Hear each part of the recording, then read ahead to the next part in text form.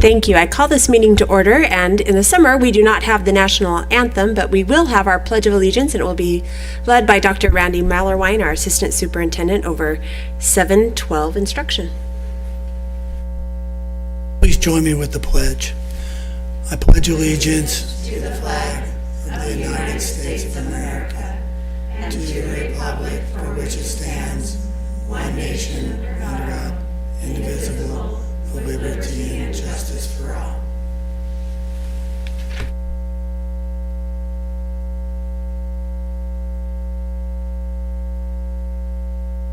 We really do welcome you to our meeting. I'm Jenny Richardson, and on behalf of our board, we're glad you are joining us, whether it's in person or online. We will have a short video that goes over our procedures during this meeting so that we'll all be on the same page when we start. Welcome to the Mesa Public Schools Governing Board meeting. We appreciate your interest in the district. The 5 elected governing board members volunteer countless hours and serve without compensation. The president and the clerk of the board are elected in January. Under state law, the governing board may only discuss and vote on matters that are on the agenda for tonight's meeting. Agendas are posted a minimum of 24 hours in advance on the Mesa Public Schools website and in the Curriculum Services Center. Copies of tonight's agenda are located in the lobby. Members of the public may speak to the agenda items. If you wish to comment on any agenda item, please fill out a request to address the board form. These forms are also located in the lobby. Before the item is discussed, please submit the completed form to the assistant to the governing board. Members of the public will be given a maximum of 3 minutes to speak. Once recognized by the governing board president, please state your name. We ask that all speakers show respect and courtesy to others. During the second regular meeting of each month, the agenda will include a call to the public, which is an opportunity to speak to the governing board about a school district matter that's not on the agenda. Please submit a request to address the board form to participate in the call to the public. If you want the governing board to consider adding an item to a future agenda, you may submit your request in writing to the board at least 5 working days before that meeting. The superintendent or the governing board president will consider your request. Thank you for your attendance and involvement in tonight's meeting.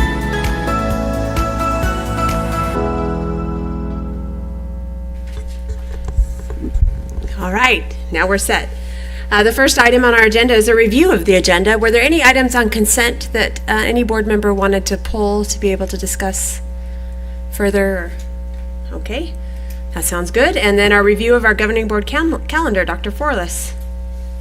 Well, it's hard to believe that we are just a few short days away from the first day of school, starting on August 3rd.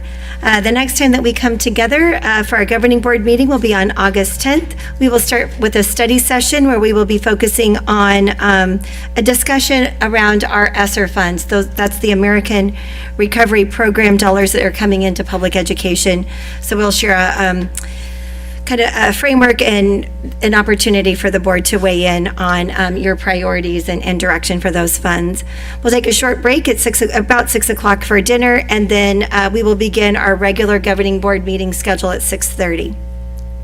On the 24th of August, we will have an executive session at 5 o'clock. That will be focused on legislative changes to enrollment statutes. That will be conducted with the governing board and Mrs. Gregson and other members of superintendency. 6 o'clock, we will break for a short dinner, and then at 6:30, we will have our governing board meeting. On the 30th, we are going to resume the East Valley School Boards Consortium meetings, and those have been on hiatus during COVID, so we are hopeful that we are able to gather here in this room on the 30th with our colleagues across the East Valley. The one agenda item will be a legislative update for all. September 8th is the ASBA Law Conference that we've talked about. Dr. O'Reilly and Mrs. Richardson are registered to attend. On September 11th is the ASBA Delegate Assembly, where Board Member O'Reilly is our delegate and our President Richardson is the alternate in case Dr. O'Reilly is unable to attend. Regular governing board meetings are scheduled beginning at 6:30 on September 14th, September 28th, October 4th through the 8th is our fall break. October 12th is a regular governing board meeting starting at 6:30. For the public and for the board, we may add study sessions to those, so stay tuned. October 18th is the ASB county meeting. The location is still not yet to be determined, so we will keep you informed. And of course, if you would like to attend, make sure that Martha knows. All are welcome to attend. And then October 26th, boy, that just seems like we're running right through the fall. Governing board meeting at 6:30. Does seem, first we have to survive next week. Yes, we do. But yeah, Let's get kids in we'll school. get there, we'll get there. I did notice as you were speaking, and I opened up, we do have a request to speak on a consent agenda item G. So I think maybe from the public, so I think that means we have to pull that item from consent so that we can address it. So any consent motion we have would need to be, we need to consider item G separately. Mrs. Head, will you make that change for us? And thank you. It's going to be a busy few weeks for everyone. Yes. In Mesa Public Schools. We should probably start practicing going to bed on time at our house. But I Packing don't think we lunches. can do it. I think we're too broken. Okay, thank you very much for that. We are on our item 4, which is our consent agenda items. I do have a request to speak on item G, which is the memorandum of understanding. I tried to make that one word in case you were following along, with ASU Coding for Equity Initiative.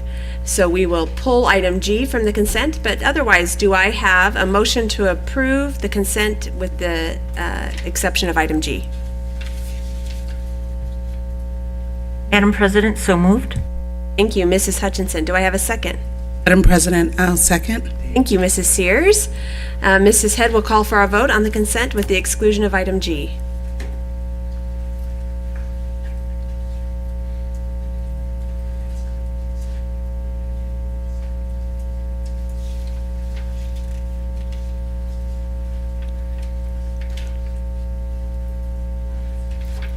Dr. Riley, should we take your vote audibly? Should we take an audible?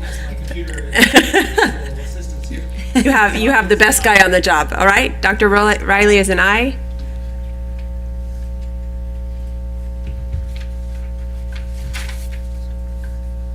And that motion carries 5-0 unanimously. So item G is the memorandum of understanding for the ASU Coding Equity. And we will pull that, and we have so I need a motion first. I need a motion to approve item G from the consent for G. So moved.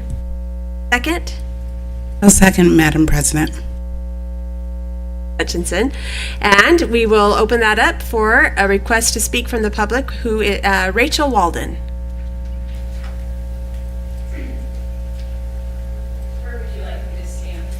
Right here. We're going to turn that around for you, Mrs. Walden.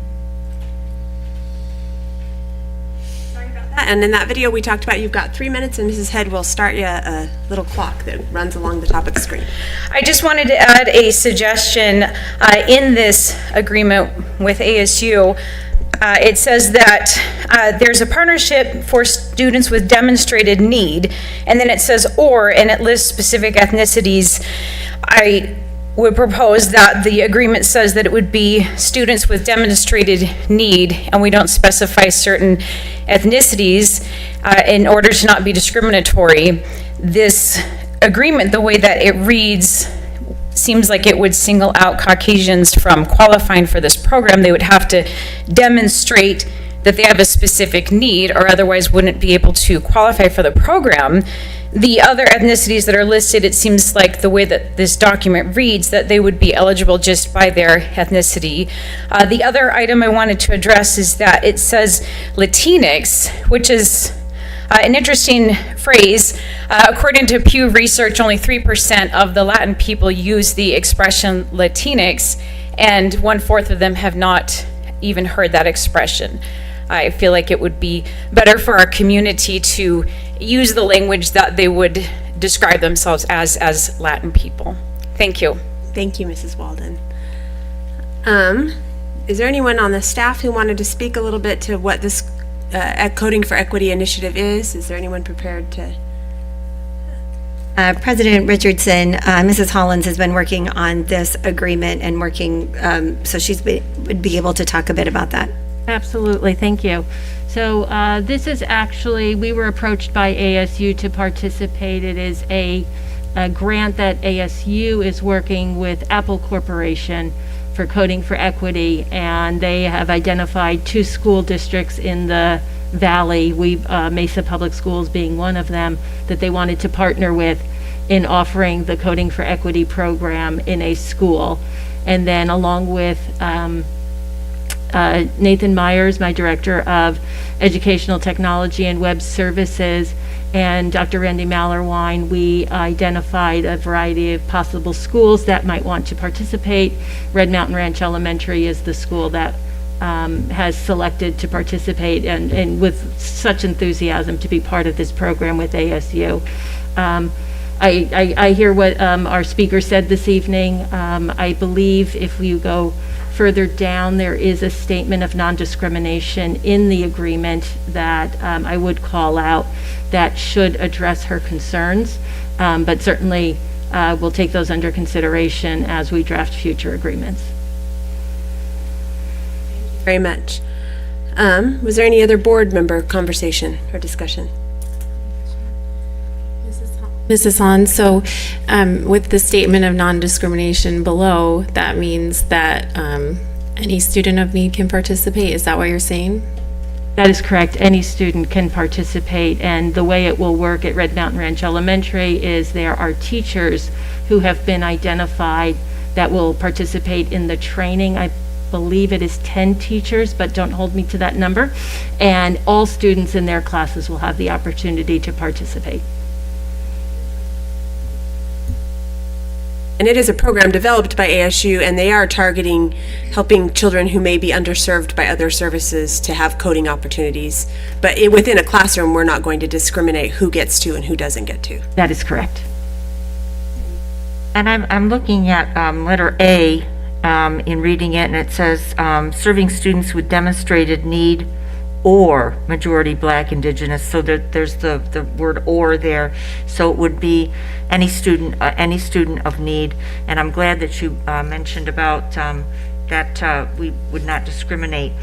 I see this as a really impressive opportunity. My great nieces go to Red Mountain Ranch Elementary, and I know that they're very excited about being involved in the STEM programs there, and this seems to really match the STEM initiative at Red Mountain Ranch Elementary. And having been there when Senator Kelly's hallway was named, and the excitement that there is there for science, technology, engineering, mathematics, I think this is a great fit for that school, and I'm glad that any kid is going to be able to participate. So it sounds to me like it's a really well-developed initiative. Thank you. And with regard to the term Latinx, is that a term that we're using in most of our memorandums of understanding, or is that specific to ASU? Do you have any words about that?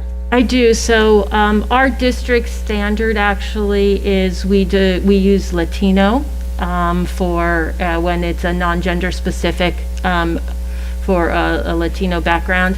Latinx is certainly used, and it was that was included in the original document shared to us from ASU, and we did not take the opportunity to change that. But in our district communications, we use Latino. Thank you for that clarification. That helps us. Okay, we have, are there any further questions or comment? All right, we have a motion on the table, and on item 4G, the memorandum of understanding between Mesa Public Schools and Arizona State University regarding the Coding for Equity Initiative. Good grief. Mrs. Head will call for our vote.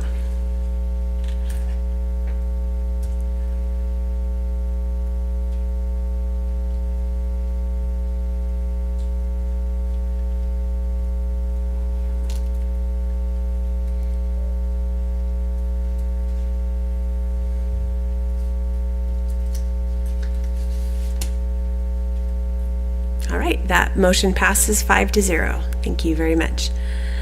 We are now down in item 5, our action items. First up is the certificated and classified personnel requests, including an addendum. Are we ready? I think we turn our time over to you, Mr. Wing. Board President Richardson, governing board members, tonight I'm asking or requesting that you approve the classified and certified personnel actions, including the addendum that's shared within board docs. Thank you. And do I have a motion? I move we approve. O'Reilly, Dr. O'Reilly, do I have a second? I second. Ellingson. Mrs. Head will call for a vote.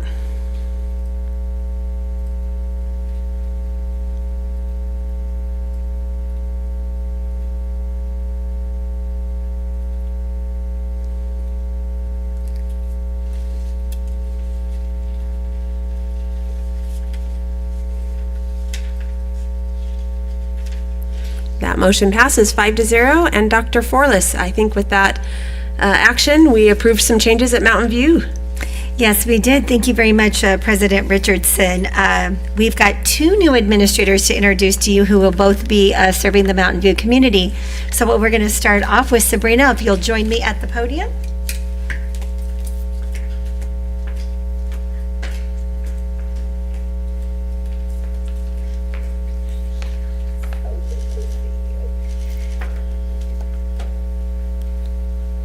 So, Madam President, members of the board, members of the audience, tonight with your approval, we are excited to announce Sabrina Ariza Atkinson as the new assistant principal at Mountain View High School. Sabrina is completing her master's degree in educational leadership with Arizona State University. She brings 12 years of experience in education to Mesa Public Schools and Mountain View High School. This includes 11 years of high school teaching experience in U.S. and world history, government, and economics.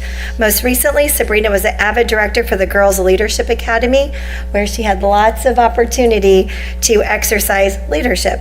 Sabrina, we are excited that you are joining the Mesa Public Schools team and all of the experiences that you bring to us. So if you'd like to say a few words, and then we'll invite your cheerleaders up and we'll get a quick photo. So it's all yours. First, I would like to thank the governing board. I would like to thank Dr. Forlis. I would like to thank Dr. Mallerwine and Dr. Mike Oliver. I'm excited for this opportunity to be part of the Mountain View family, part of the Mesa school community. I'm eager to work with you and alongside all of you. Thank you so very much. So come on up. It looks like you've got some of your fan club here. Thank you for sharing her with us. You look like a very busy mom. Here we go. One's missing.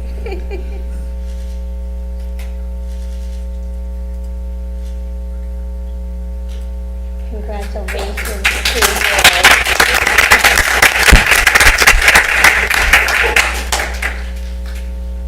And look at those teammates already high-fiving, huh? All right, and Richard Long is a familiar face. With your approval tonight, come on up. We're pleased to announce Richard Long as the new assistant principal at Mountain View High School. Richard has a master's degree in social work and in educational leadership.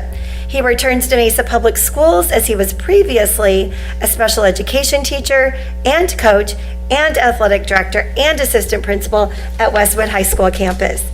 Richard also has experience as a therapist and administrator in family therapeutic agencies. Recently, Richard was the partnership manager with ACCI Life Skills, couldn't remember the name of all of that, where he was responsible for managing relationships with educational and criminal justice agencies around the nation. So welcome back to Mesa Public Schools. Congratulations, and we'll bring up you say a few words and we'll bring up your fan club. Yeah, I just want to say how much I missed being on a high school campus. I'm so excited, and I think it's going to be fantastic. The great work we're going to do, and I don't know why I get emotional. I apologize, but I love Mesa Public Schools, and special thanks to the governing board and to all the administration here that have always treated me with such respect, even when I left. And I'm so excited to be back. So thank you.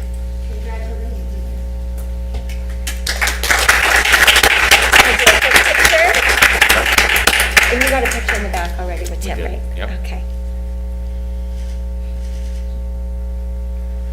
Congratulations to you. Thank you. Appreciate it. All right, thank you. Thank you. All right, and here's the good news. We're going to continue on with your meeting, so if you would like to go celebrate with your families and friends, you are certainly welcome to do so.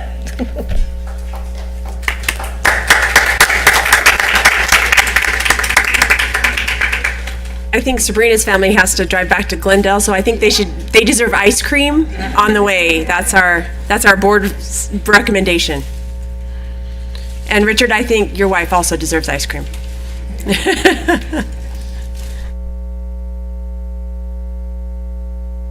All right, we are now on action items 5B, the alternative teacher evaluation cycle. And tell me who's talking to us about this. I would be happy to tell you.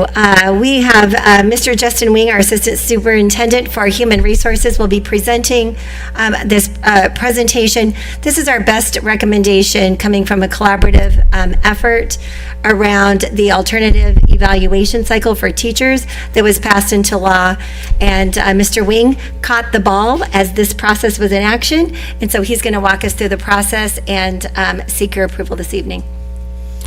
Apparently no ice cream for me, right? We'll see how this goes. You totally get some. You just have to get it out after the meeting. You don't get to leave now. Right. So today I want to go over a few things regarding the alternative evaluation cycle. To begin with, I honestly don't recall the year, but a few years ago, the state statute was revised 15-537, which allowed school districts, if approved, to leverage this alternative evaluation cycle specific to those who are highly effective teachers for 3 consecutive years or more. So when we met as a committee, in all honesty, the committee met before me, so I came on at the tail end, so thank you for your understanding on that. They really focused on implementing or leveraging this statute. There were some hiccups. The pandemic was one, and it stalled a lot of things, as we all know, right? And then the transition in human resources kind of stalled some things too, hence why we're providing recommendation to you on July 27th. I do want to recognize, maybe everybody can read it real quick, but I'm not going to go through all the names, but I want to recognize the amazing committee that was put together to work on this. As you can see, there were quite a few representatives in Mesa Public Schools. I met maybe half of them, and I'm looking forward to meet the other half in the upcoming months.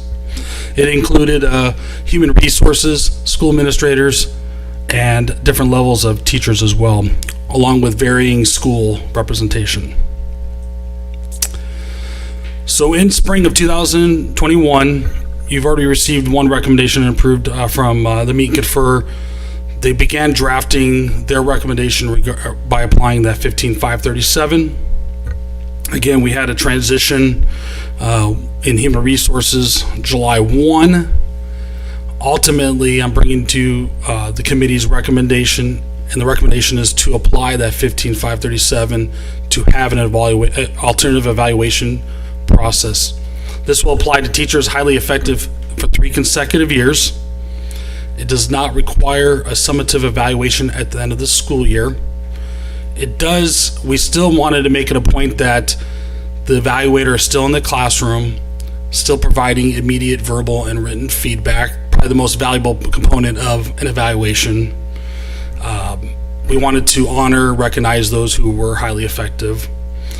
It does provide an opportunity for the teacher to request the standard evaluation process. I think within the first month of the school year, they're shared that they're on the alternative evaluation cycle, and then they have a month to request from the evaluator to be placed on the standard one. Mostly the summative evaluation at the end of the year. In addition, there's parameters where the evaluator, before first semester ends, can determine, at this point I need to go to the standard evaluation process. So there's timelines in there. And I already shared with you that within the first 10 days of the school year, or basically first 10 days coming up, the alternative evaluated teachers would be notified of that process and how it goes. And then we have an evaluation system online. They'll be able to see that component at any time as well. So tonight, Human Resources is recommending the approval of the certified alternative evaluation cycle that complies with 15-537. And with that, any questions? I do have one question, and it relates to something we're going to talk about later, but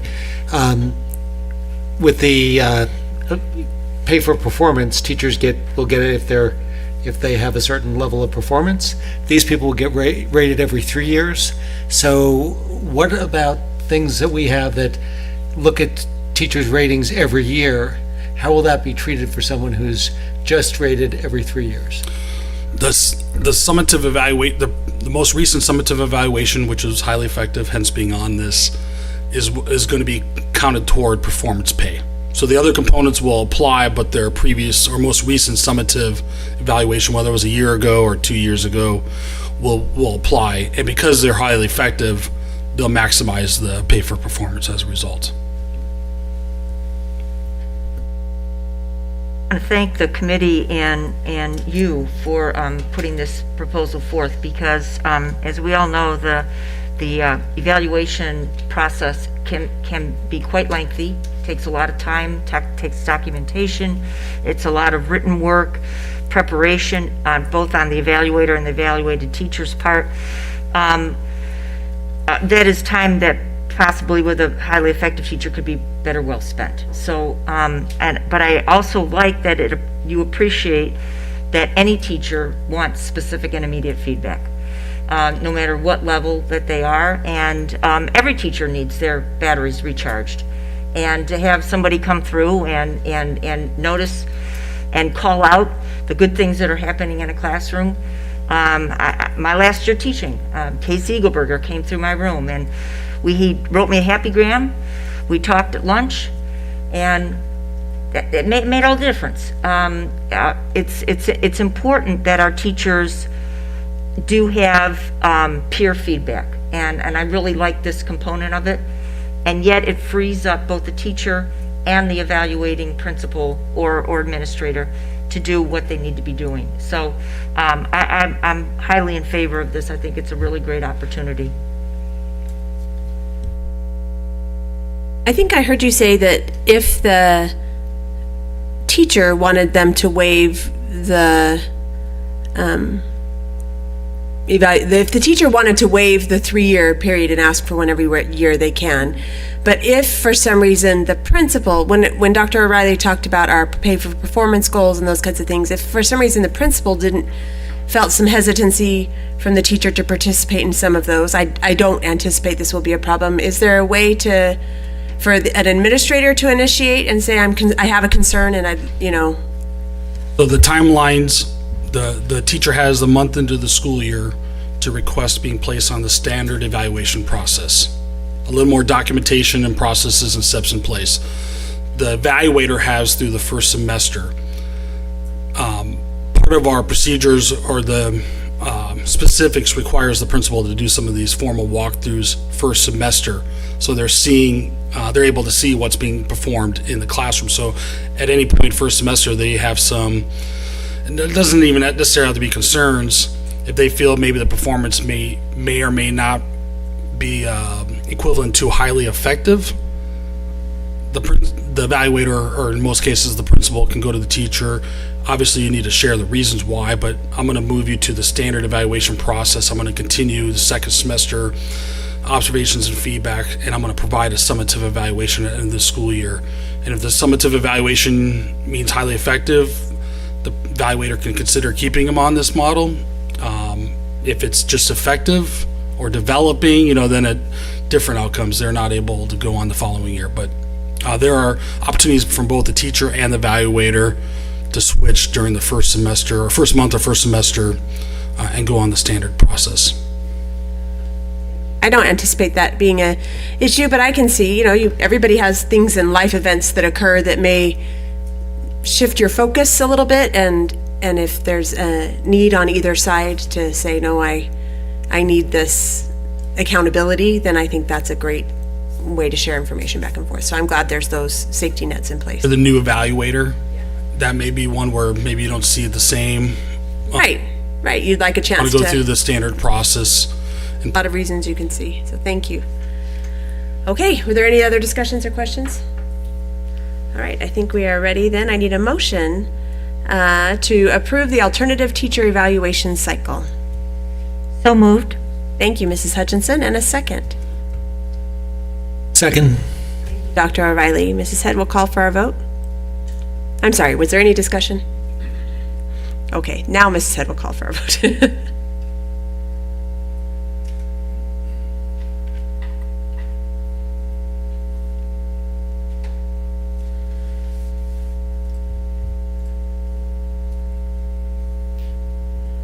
That motion passed 5-0, and thank you very much.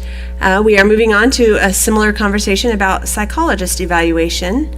Does that also belong to Mr. Wing? That also belongs to Mr. Wing, who caught that ball in the air as well when he walked in on July 1st and is bringing the best recommendation to you this evening.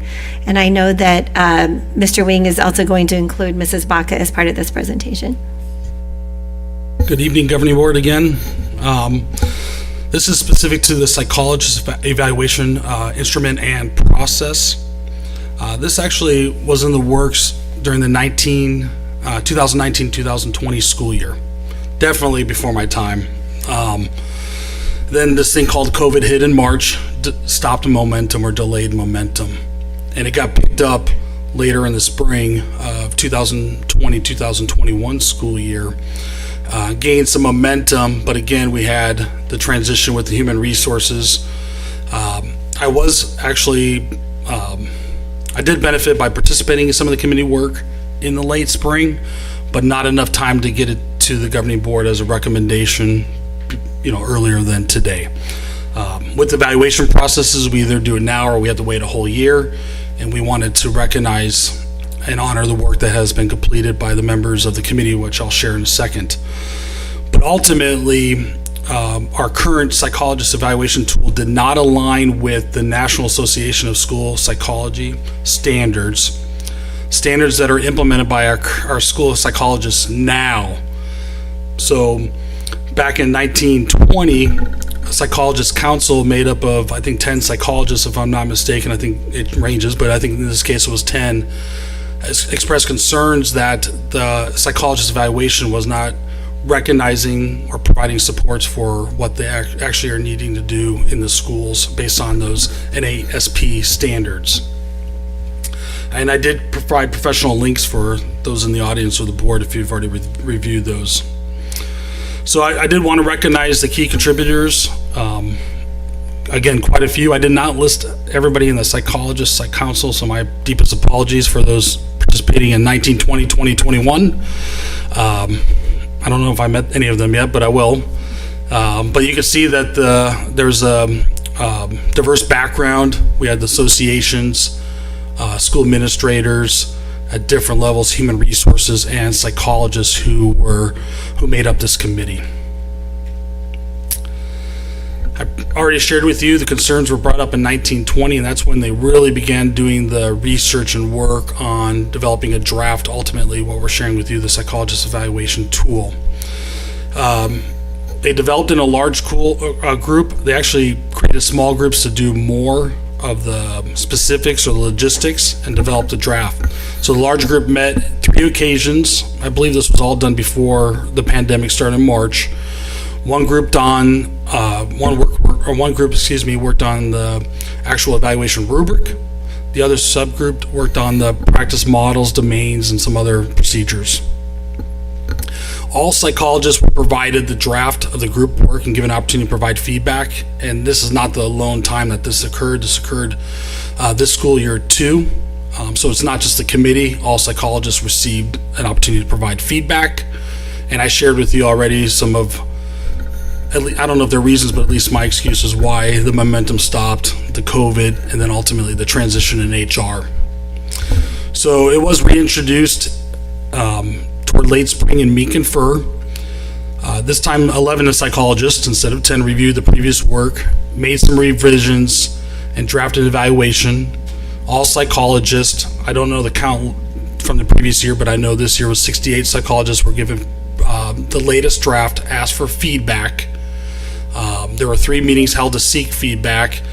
Ultimately, the Psychologist Council reviewed and made small changes. It wasn't anything impactful, but some small changes to the draft, and hence the recommendation we're providing you today, and that is to implement the Psychologist Evaluation that will align with the National National Association of School Psychologists, the standards that are currently in place.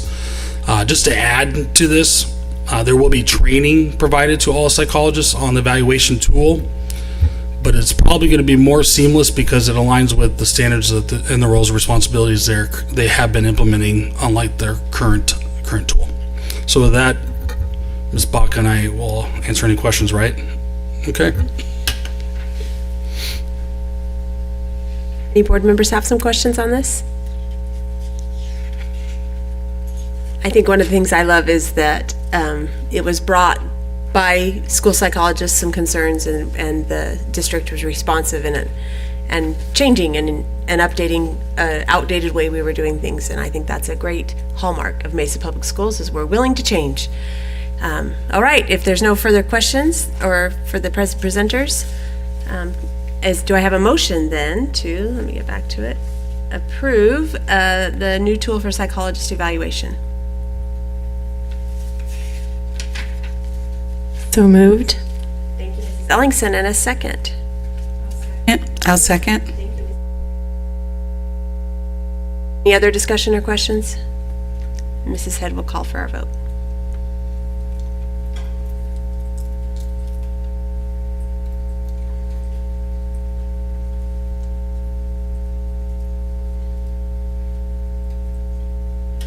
And that vote passes 5-0 as well. Thank you. We appreciate the work of that committee as well, and the work that our psychologists do for us on a daily basis. They have lots to do and not enough people to do it. Item D on our action is the 2021-22 Pay for Performance Plan, and I believe that will be Mrs. Williams. And I'll kick off before Mrs. Williams gets started with just a bit of a frame around this conversation, that tonight we're requesting your approval of the 21-22 Pay for Performance Plan. This plan, as Mrs. Williams will talk about, aligns to the state statute that gives us guidance on what we need to include in the plan. We've had Pay for Performance in Mesa Public Schools for quite some time, and it has evolved to meet the very unique needs of the district at the time. So what you will see this evening is that Mrs. Williams has worked with a variety of departments coming together to put this plan before you this evening. You will see also that the goal is to accelerate 3 of our strategic goals, which is to achieve college and career readiness, ignite a culture of learning and well-being, as well as engaging our community. So a draft of this presentation was shared with our administrators during our management meetings, where Mrs. Williams provided opportunities for questions and gained some feedback, made some adjustments and modifications based on their feedback. And then yesterday, late afternoon, we were able to meet with the presidents of each of our employee groups, where they had an opportunity as well to weigh in and ask questions, provided some of their feedback. And most importantly, their feedback was, thank you for getting it to us this early so that we can begin planning and we know it's expected of us. Also, they were expressed their support for the plan as it is going to be shared with you this evening. So with that, I turn that over to Mrs. Williams, and she will talk you through the plan, and then you'll have opportunity for questions as well. Thank you. So tonight I'm very pleased to share with you the work that we've done to prepare for Pay for Performance. And I just wanted to remind the board that we did discuss this in our June meeting together, where you gave me some feedback, and hopefully you'll see that some of that feedback reflected in the goals also, because we were cognizant after that time that you gave feedback of how could we better define some of the things that we were trying to get to. And so your feedback was, when Dr. Forlis shared who else we heard from, we obviously heard from the board in June. So thank you for that. And just as we do with all of our presentations, we remind ourselves of our promise. to serve our students by strength and need so that they graduate ready for a college career and community. And I think that's, you'll see evidence of that throughout this plan, that we are looking to serve our students better and to think about how we engage with our community better so that we serve their children better. And so that was our goal as we look through this, and our promise is the lens through which we do our work. Just a reminder of the revised statute that tells us about pay for performance, that we need to hold this information at a public hearing, so a governing board meeting fits that bill. So tonight we will be asking for your approval if you agree with the direction we're taking with the plan tonight. It lays out specifically items that should be in a pay for performance plan, but also on the next slide, it gives us the right to modify those. And for the last several years, Mesa has instituted this second slide here, where we have taken the liberty to really customize the pay for performance to the work that we're doing as a district and making sure that we have our focus. And so most specifically in the past 3 years, our work has been around our strategic plan and how do we better that and make sure that we are introducing those ideas and accelerating them, as Dr. Forlis said. So tonight I'll share with you the plan, and you received the guidelines, also all the back details. Those aren't in this presentation because it's a lot of detail, but it defines who gets the compensation and lots of other details. As Dr. Forlis shared, we did share this with our employee groups.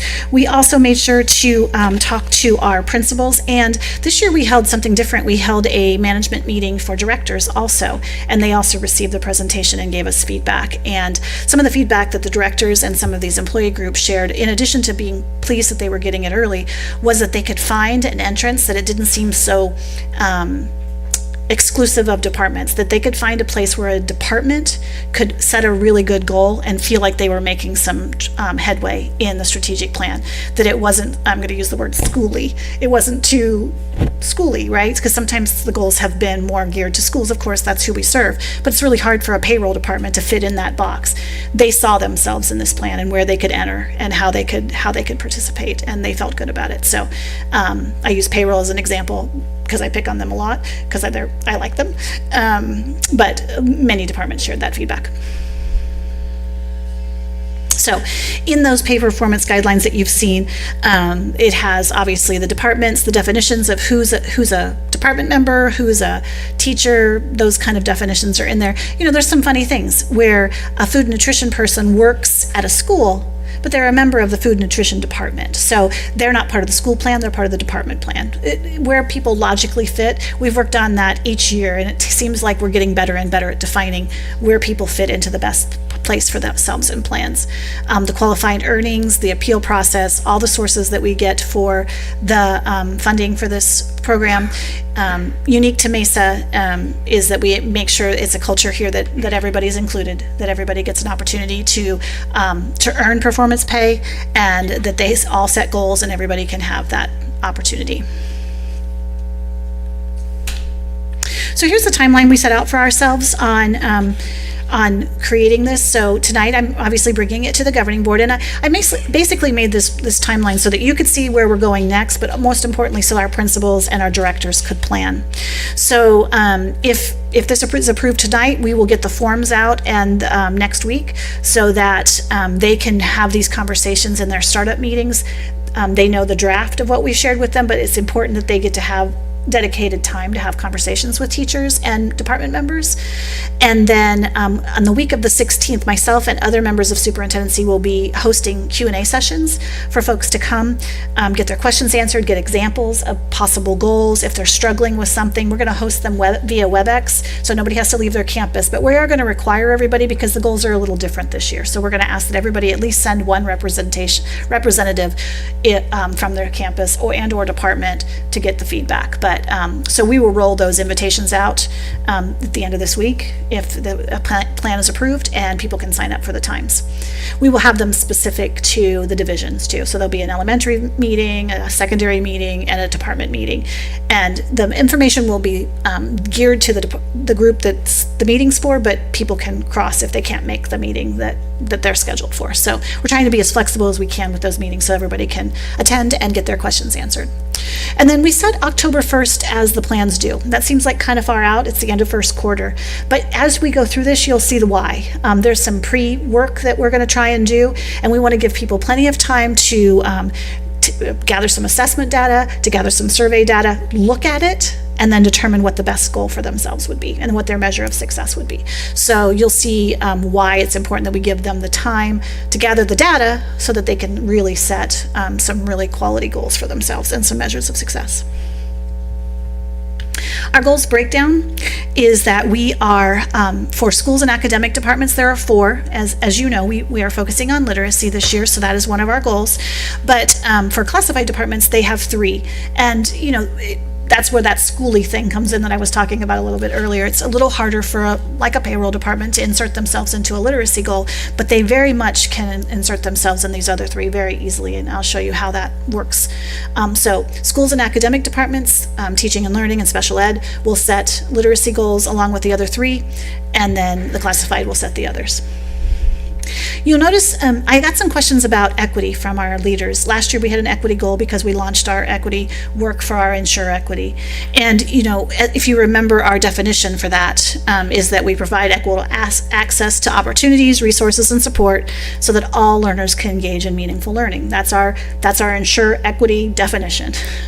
And you'll see evidence of us working that in. It's not a standalone goal, it's what we should be doing all the time. We should be making sure that all students have equitable access to the work and so that they can have meaningful learning. So you'll see how that's addressed in the goals. It's not a standalone goal this year. This is just a chart telling you the breakdown of what the goals are worth. You'll see that one of the rules in the law is that the evaluation for certified folks counts as at least 33%, anywhere between 33 and 40% of the pay for performance. We've chosen to make it in Mesa 33% for years and years, so I didn't make a change there. And then we just took the other 4 goals and we said these things are all very important to us, and so we split them equally among the 4. So 16.75% is what the rest of it equals. I like easy math, so that was where we went. Similarly, on the classified side, this is a school classified. Their evaluations do not count for part of their pay for performance, so they have basically 4 categories, and so each of their goals are worth 25%. I ask a question on that, since Sure. literacy is going to be our focus this year, and obviously it should be given what we're doing, the students' needs. Why is it just 16.75%? Well, I would say not just, that would be where I'd go, but I would say that if we are doing all of the others well also, if we are elevating the culture of learning and well-being and we're engaging our community, we are going to add to the literacy. So to me, one's not more important, they're all very important. So that's the lens through which I went.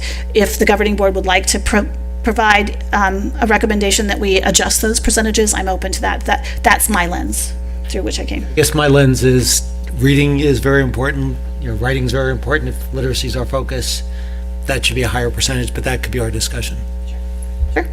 And I would also add to that, Dr. O'Reilly, that when we're taking a look at our standardized assessments as a baseline of which we will look to this goal, we also are cognizant that all of our standardized assessment scores that we're using were gained or gathered during a pandemic, and we're switching assessments. So we will be looking at AZM2 data from the prior year and then comparing to what performance for students will be on a new state assessment. So that was another contributing factor.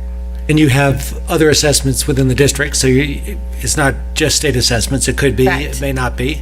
Our state assessments went down significantly in literacy, so I wouldn't downplay it. I think that makes it even more important that we tell people and we show I think our goals make our vision visible. And so and what this is making visible to me is literacy is important, but it's just a little bit. So that's my concern. So as I shared with you, the department goals, if it's an academic department, it will have the literacy goal. If it's a classified department, it won't. So you see the percentages broken down there for those department goals also. So similar to what I shared before, just so you can see how the percentages weigh out.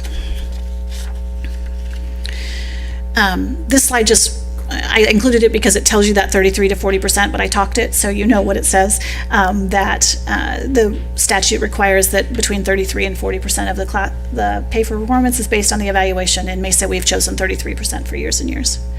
And that the second slide is about school-based specialists and administrators. Their evaluation is part of it, similar to teachers, but the classified are not. So as we talk through the goals before I get going, and this will be part of the goal packets for our schools too, and I presented this to them, some key terms to remember. We've talked about key performance indicators with you, and we've working on developing those, and you'll see that we've picked some of those to be the focus of our plan this year. And so those are the aspirational goals that we know will help us achieve our strategic plan, the strategic goals. And so setting how we're going to measure if we've met our strategic goal are those key performance indicators. Our measures of success is that challenge that Dr. Forlis has given us about how are our kids and how do we know. For each school, the measure of success may look different depending on where they are on the continuum. So for each goal, we're asking that a school set a rigorous and meaningful measure of success. It will not be checklistish like, meaning that they can't say we're going to implement the phonics training, and the measure of success will be that everybody took it. No, it's how are our kids and how will we know? So how are the kids performing? So your measure of success must be tied to that. And then a measure of progress is how are you going to know along the way? That's something new for us. We haven't necessarily asked them in the pay performance to tell us what are your check marks along the way, so that's not just I set the goal in September and I look at it in May, but rather throughout the year, how are you checking to make sure that what you said you were going to work on is working, or do you need to change course and to implement some other strategies? And we're going to talk about strategies next. So strategies are that plan to achieve the objective and the measure of success. So what is it that you're going to say that you're going to do to get to that measure of success? And then your tactics are the action steps to get there. And I'm going to use a simple example. So if we're using the engage the community, and you say one of our strategies to engage our community more is to increase attendance at parent-teacher conferences. Maybe that's going to be one of your strategies. Then what are your tactics to increase that attendance? How are you going to get parents there? How are you going to let them know? How are you going to be more flexible with parent-teacher conference dates? So those would be the tactics that they would take to get there. So let's jump into the goals. So you'll see with the Achieve College and Career Readiness, our literacy goal, that we have selected the KPI of students passing, moving that up. And so for our pre-K students, we would like to improve performance on our GOLD assessment by 20%. On our elementary and junior high, we'd like to improve our performance on the new test AASA by 30%, as measured by, as Dr. Forlis shared, AZ2M last year. And for our high school students, it's a little bit more different because we would like to have we have set 80% as our goal of test takers in the literacy portion of the ACT, SAT test will have. The measure will be to college ready. And so we have talked that through with the schools. They all know that it's by 2025, so it's not a 20% jump maybe in 1 year, but how are they as a school moving their school towards better performance on these assessments? It doesn't have to be necessarily an assessment goal, because we don't want to necessarily say that every school must say we're going to go up by 2%. Maybe Dr. Eastlis gave me this example.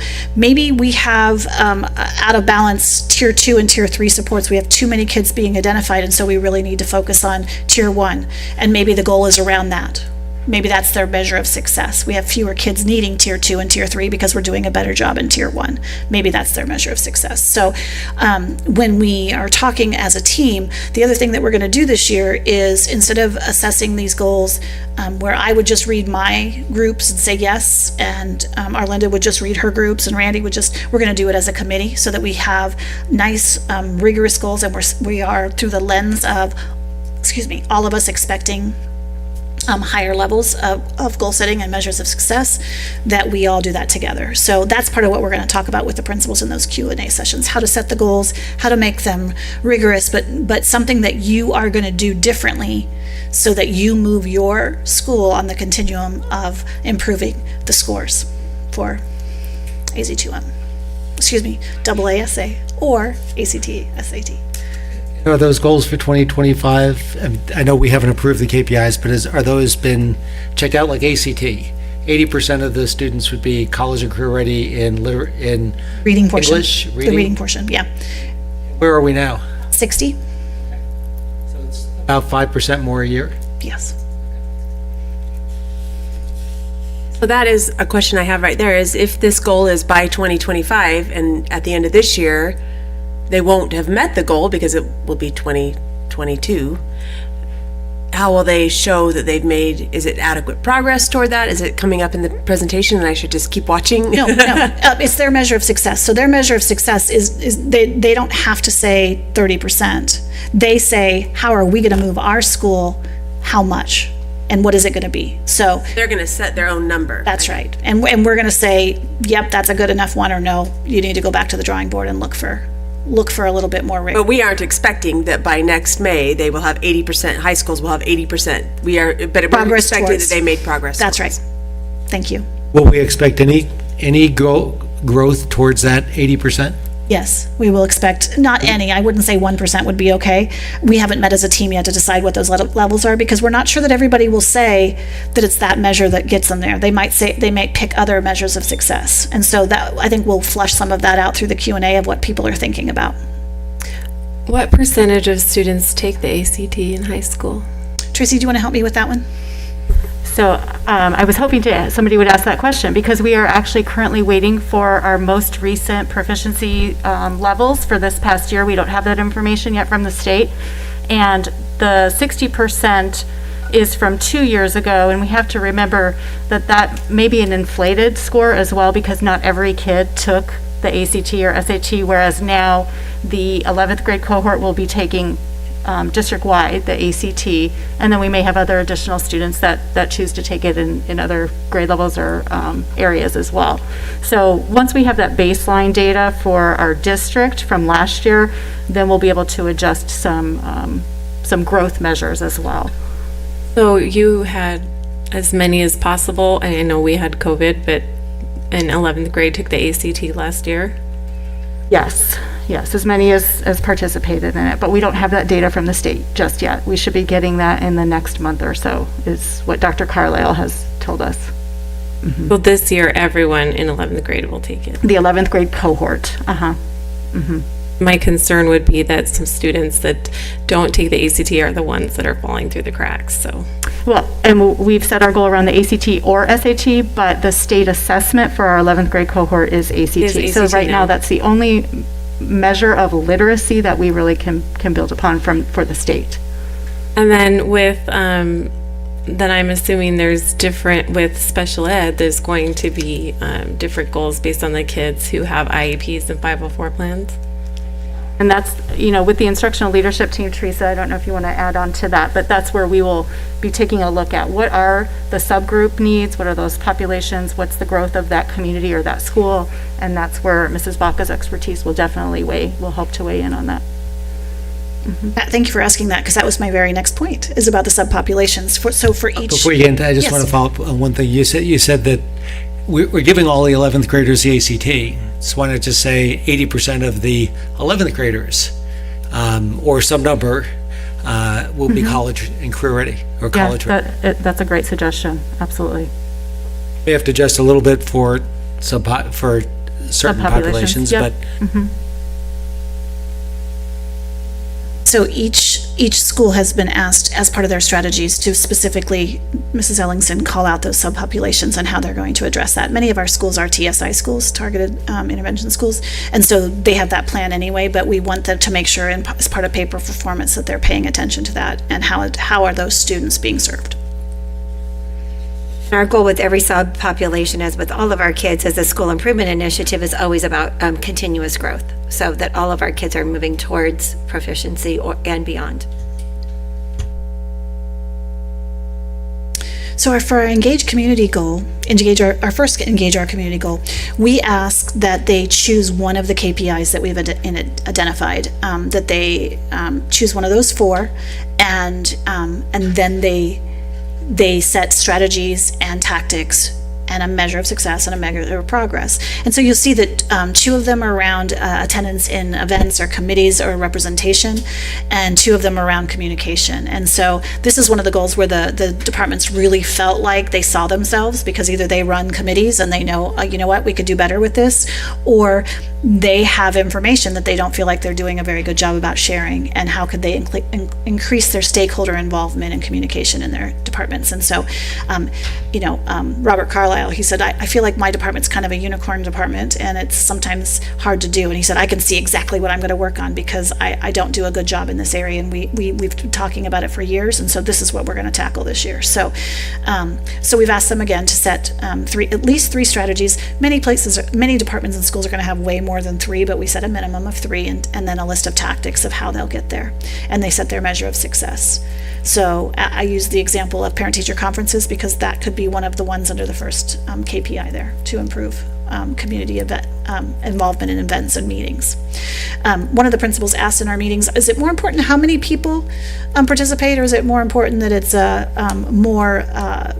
more voices represented? And I said yes. I would like to have as many people as possible, but it's also very important that there is voice that represent your community, so that you're making sure you're here from the different subpopulations on your campus. What do events and meetings that address logistical barriers? What are those kind of meetings? I didn't understand that. I should word that one differently. It's around addressing the logistical barriers that keep people from attending the meeting. So taking away the logistical barriers so that more people can attend. That's the intent of that one.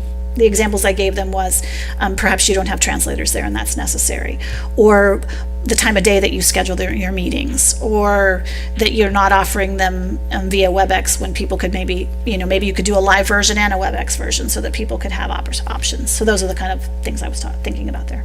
That's how I described it to folks. Any other questions on this one? Okay, our next one is the Invite a Culture of Learning and Well-Being. You'll see that we asked them to choose 2 on this one, and we were strategic about that because we really want the opportunity for folks to either, school folks to either do 1 student and 1 staff, or 2 students, but we don't want them to just do 2 staffs at a school. But a department would probably do 2 staff because they don't necessarily have the same interaction with students. So we've asked them to pick 2. What we're doing here is we're offering, this is one of those ones why we moved the date to October 1st, because we are going to develop a pre and post survey for folks to answer some of these questions about how they're feeling. Do they belong at work? Are they engaged in learning? Those kind of things. So they have some data on how folks are doing, and then they can look at that data to decide which one they should work on based on what the feedback was, and then set the measure of success and their strategies and tactics based on that. So we had some schools give the SEL survey last year as a pilot, and it has some of this data on it. So those schools, Skyline, for example, they gave it to their staff and their students. They have some good data already, and they know exactly what they want to work on. But others are going to need the new survey so that they can use the information and make sure that they set their measures of success appropriately. How will you survey like elementary students? Will that go out to their parents, or?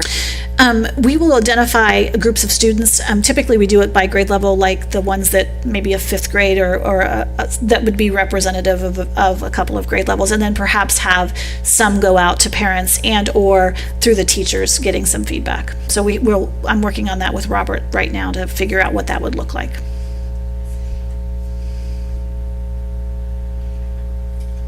Any other questions on this one? This is the one that really you guys gave some great feedback on in June about, what's important in customer service. And if you remember, we had talked about tickets and resolving all of that. And we've pivoted a little bit on that. So this one is where a little different, where we've given them the KPI and we've actually given them the strategies. They will still set their measure of success, their tactics, and their measure of progress. But we are saying that we would like your strategies to be this, that you will increase the visibility of customer service feedback opportunities. I shared with them that we still get questions about, where's that old survey we used to do? And I think that folks don't understand that we've pivoted to this new method of giving feedback. And so how are they going to amplify that those opportunities? Also, it's been a couple years since we've talked about making sure that those are all up to date. And I learned in the meetings that if you move schools and you didn't change that little link, your report is still going to the school that you used to work at. I didn't know that. So it's time to refresh that. And so talking through that would be their number one strategy. And then what are their tactics to do those things? And then we've asked them to conduct listening sessions where they would call in groups. Schools were asking them to do 3, and departments were asking them to do 3. For schools, it's a group of parents, a group of staff members, classified and certified, and a group of students. This is a minimum of 3. And we're going to give them some sample questions to ask around customer service. How do you feel that we serve you? What do you need from us? And we'll do that in the fall. They'll get the feedback from that, make some action plans for improvement, and then in the spring hold them again. They could be with the same people or a new focus group, and ask for the same questions and see if things have improved. The idea here is that departments would get 3 groups of stakeholders. So I pick on payroll, so I'm going to pick on them again. I shared with them that they could do, they obviously pay everybody and they interact with everybody. So maybe they have a group of classified employees, a group of certified employees, and a group of maybe payroll, the secretaries who do payroll on the campus, because that's who they interact with the most. And that would maybe be their 3 groups. Or they could do administrators, or they could do specialists. I mean, they could decide how they do that. We've also given them some latitude of conducting these either in person or via WebEx, again, to address some logistical barriers that people might have in their ability to participate. But we feel like if we do a very targeted opportunity for people to give us feedback and ask the questions and listen to the answers and then make a plan to address the concerns, that we will see our customer service improve. And so your feedback on tracking tickets was really great, because it made us think about, okay, how do we get authentic feedback, and how do we really engage people in the conversation? So the listening sessions grew from that. So everybody, again, not everybody, but many people saw where they could make this work on their campuses and how they could make this work. And many principals had already planned on doing some of this, and so this gave them a really good framework from which to work. And like I said, we will, at the Q&A sessions, we will be providing them with sample questions that they could use, or they could create their own, but we will give them a set that they could use. It will be important that those listening sessions will have an element of, you said that they'll call in, or people need to be able, I'm worried a little bit about self-selected groups of people who will give just positive feedback. So I think it'll be important that those groups are open to any and all who would like to participate in providing feedback. And we talked very much about, again, diversity of voice, making sure that that your groups represent the population of your school.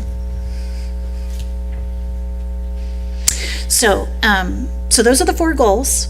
3 of them that departments will work on, and 4 of them that academic departments and schools will work on. And then, as always, we share with you the appeal process. There's 2 types of appeals. A school or department could appeal based on, extraordinary circumstances, or something has happened that negatively impacted their goal achievement. We had, back in the day, we heard an appeal where a whole grade level, everybody either got pregnant and was out and had long-term subs, or there was sickness in the grade, and it really threw off the momentum that they had. And so those kind of considerations are things that we should take into a consideration in an appeal process. And then similarly, if an individual, something has come up and they weren't able to complete the duties that set forth by their school, they also have an individual opportunity for appeal if they so desire. And those are more rare, but people do take advantage of that if they feel that that's something that they need to do. So, any lingering questions that I can answer? I have a question about I love the engage the community, by the way, that I love the listening to the community. So when they come up with the feedback and they write that down, who then are they accountable to to better serve their population once they get the feedback? So the feedback will be part of their tactics that they have to write into their goal. Whatever they get, that'll be where they set their measure of success. How are they going to measure themselves that they're getting better? So it will be right in the goal document, and that's why we're giving them till October 1st. So the expectation is that those first listening sessions happen fairly early in the year, so you can get that data and create those goals. Ms. Williams, I'm concerned about, I think I agree with Board Member Ellingson that this is really important and that we've got listening session, that we're hearing voices, and I keep hearing you say the importance of diversity of voice. It's one thing to listen, but then people need to feel that what they said mattered. So how do we go from listening to actions? And will schools be evaluated based on the impact that perhaps these listening sessions or the feedback has? Because I think that's where value comes in. That's when a stakeholder, whether it's a parent, a student, a staff member, that's when they feel valued. How do we measure the impact that input has? So that's where their measure of success comes in. So I'm going to use an example that perhaps at the listening session, the consensus is, or the feedback is that, you know what, we just don't like how we're communicated with. We don't feel that the methods that currently, whatever the backpack letter is, if that's what you're using, or peach jar, whatever the method is, isn't working for our school community. And we hear that from the teachers, the parents, and the students. So their measure of success then would be setting themselves a goal around communication. We're going to improve our how people feel about communication by this much. We're going to say that it stunk right here, and we're going to fix it in our measure of success. That's going to tell us that we did well with this goal. And then their tactics are going to be how they're going to do that. And so it's going to be right in the goal document. They're going to say what action they're going to take. It's not about just check off, I did the listening session, I didn't do anything with it. And then the last listening session would be where they gather the feedback to tell them, yep, it made a difference, or no, it didn't. And that would be their measure, how they measure their measure of success. Does that make sense? Okay. Mm-hmm. You haven't talked at all about money, like where is it being funded from, who's getting how much, and how you came up to those decisions? Sure. 301 money, and Scott, I may ask for a little help in here, but 301 money is generated from the state through sales tax. And yes, am I saying that wrong? You are, it's not 301 anymore, it's now Classroom Site Fund Thank because you. the legislature That's right, I'm supposed to took it change over. my vernacular. The proposition is over, but Thank you. yes, you're getting it right so far. Thank you. Keep going. And so last year, because of the pandemic, the state estimated what our amount would be, and they estimated it lower because they thought the pandemic would have a greater effect on that fund. This year, so our average pay last year for teachers was about $3,300. This year, because they saw that the pandemic actually, we did all right when it came to this fund as a state, they have estimated it at a greater amount, and so we moved it up for teachers. So for next year, our teachers will make $4,000 in that account. Estimated. Estimated, thank you. Estimated $4,000 for the pay performance. And then as per, we've done for several years, Is that going to be one time only and then it goes back down? we estimate it every year based on the funding that we get from the state. Oh, we got unusually large funding this year, right? Yes, and I don't know what the forecast is, Mr. Thompson. So right now, going 2 years back, it was 3,900. Last year, it was 3,300. This year, we're estimating 4,000. So, it really depends on whether That much of a change. not much of that changed, and it really depends on the economy. Of course, back in the recession, it went down drastically. If something like that were to happen to the economy, we'd have to have that conversation, but currently there's no projections for that, so. I was just concerned if it was because of what you said, they didn't give us enough and they gave us a one-time increase, and teachers saw it went up, next time when it went back down, because we didn't have the one-time increase, teachers would say, hey, you cut my pay. So I just wondered how that was going to work. And I appreciate this conversation, because this is what I've been mentioning, both Prop 208 and the Classroom Site Fund are tied to very volatile tax sales and income tax, which can go up and down. So you're very appropriately asking the correct question. Currently, we're pegging at a number we think we can afford to continue into the future. More to come as we know more about the economy. But yes, we're not going up to a large amount just to do one-time pay or to drop down low the next year. It's more in line where we were 2 years ago before. Correct. And the other part is everyone's kind of got the similar goals. And with teachers, it doesn't matter how much you make, everyone's going to get the same amount. That's not true for other groups, and there's some groups making twice as much as what a teacher would make, or some people. So why wouldn't we have, just for all certificated or something like that, a similar amount? Why do we have more for different amounts for different groups?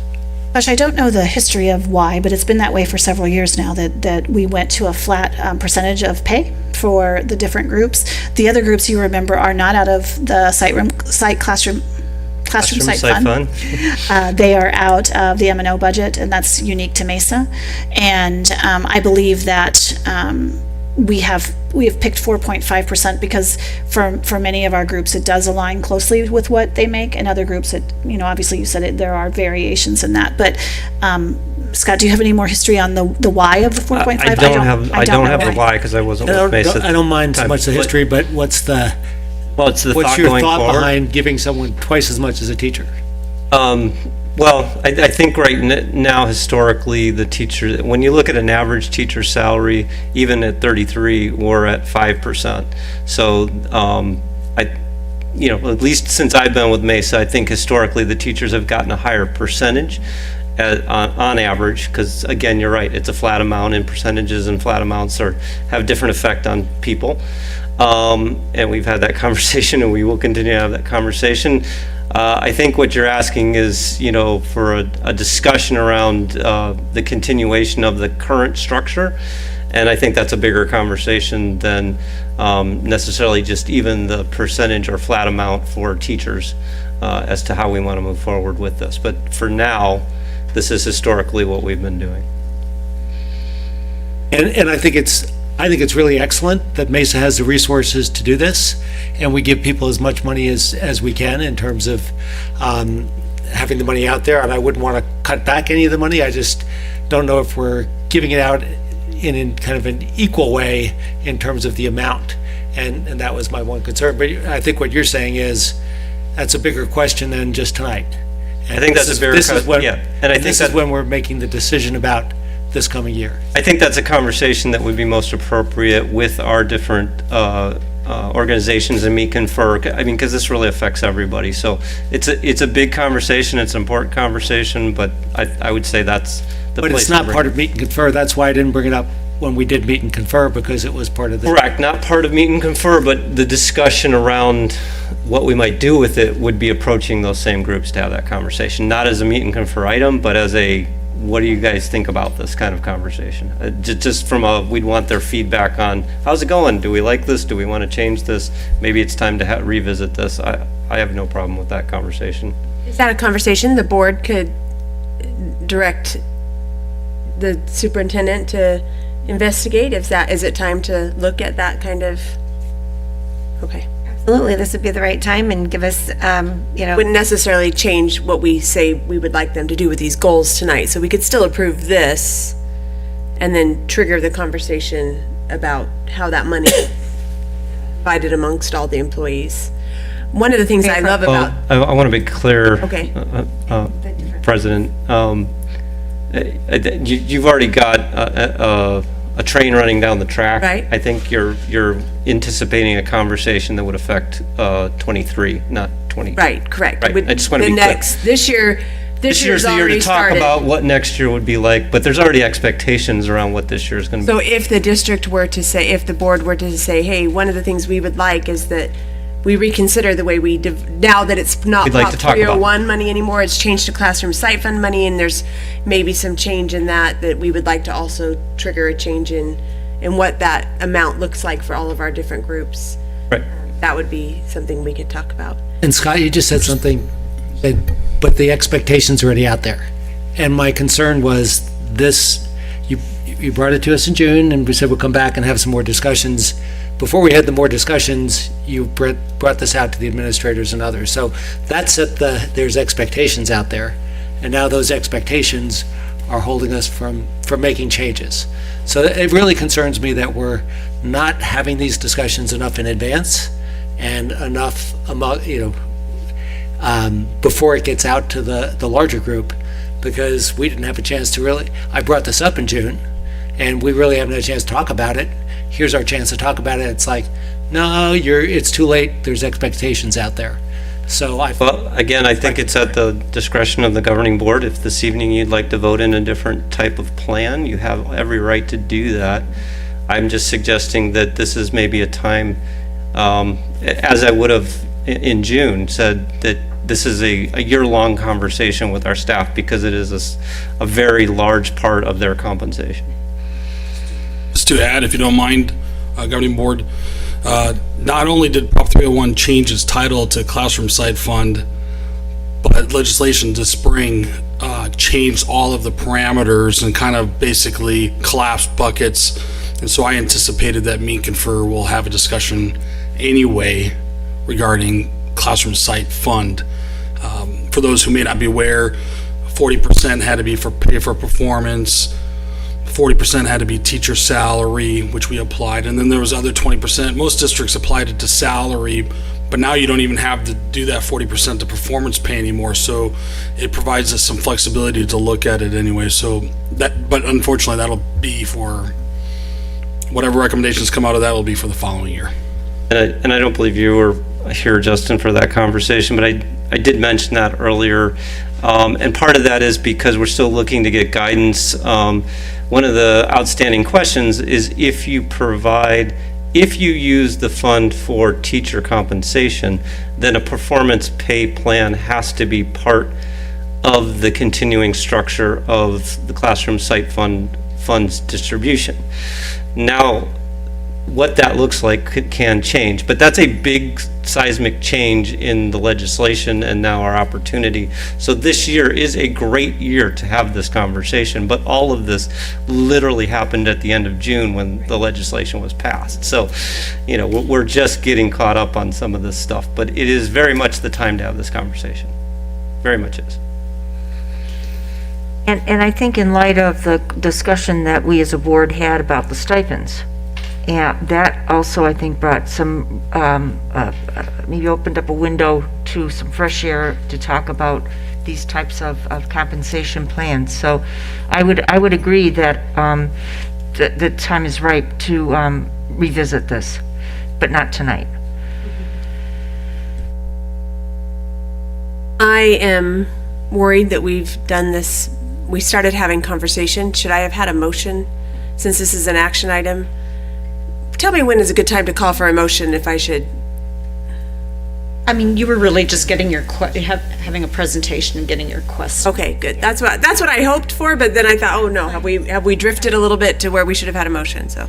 Thanks. Motion and then the board. Always just flag me down if we've done something procedurally wrong. I will. I do have a quick comment. So I guess one of the things that I'm hearing, because I'm saying if the board chooses to want to have a discussion, what I'm hearing loud and clear is this is an item that we do want to address and talk about, because I think in past, this has been something that's been brought up, and we talk about the complexity of it, because as Holly, you talk about, this is something we've been doing, and so this is not new for it to kind of come up, but we talked about the administration of it, what happens with dollar figures and why we do percentages, and then kind of went back to kind of a default because it kind of systemized, seemed like it would appear to crash the system and how we talked about it. And I get that, but what I'm hearing loud and clear,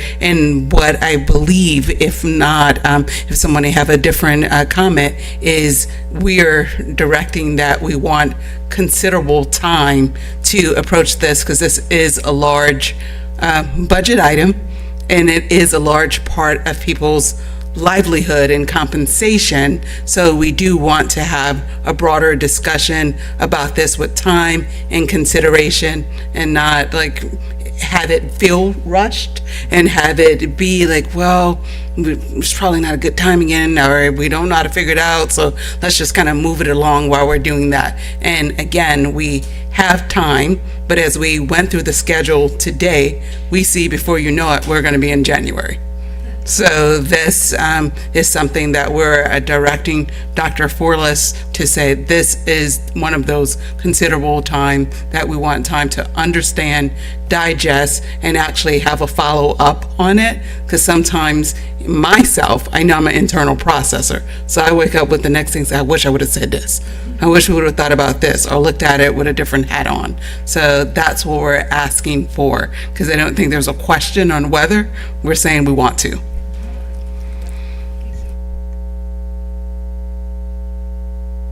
Okay, so I think I heard that we are ready to, this pay for performance plan, we're ready to have a conversation about this year's 2021-22 pay for performance plan. And so do I have a motion to approve the 2021-22 pay for performance plan as we've had a chance to discuss with Mrs. Williams tonight? So moved. Thank you, Mrs. Hutchinson. And a second. Thank you, Mrs. Ellingson.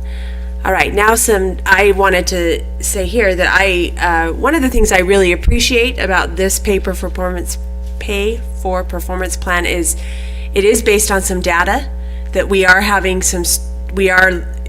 having individual sites and schools and departments look at where they are, that we want all of our areas to have growth, continuous growth. And as was mentioned a minute ago, this is a large portion of compensation for our staff members, and this is without goals and a plan, we're not going to move it forward. And so I really appreciate the detail in this plan, and that it's I never want these goals to be read a book, write a paragraph, you got your money. You know what I mean? Like we want these to be significant effort. We want them to, because we want growth to come out of this money, and I think that was the idea around the original 301. We want as a district to continue to honor that, and I think this plan has a lot of good rigor in it for all of our employees, and I do appreciate that. I would totally agree with you, but I also believe that it has to be meaningful growth, and it's so that the plan needs to be relevant to the site. So I love that we have the opportunity for, whether it's the department or the school, to weigh in and to establish what they feel is right as goals and strategies and tactics for their school community. To me, that's essential. I am a little bit worried about how those decisions are made at the building level or at the department level, in that we make sure that voices are heard. Because goals that percolate up are better than those that are imposed. We know that, and particularly if we are going to emphasize site-based, department-based decision-making. So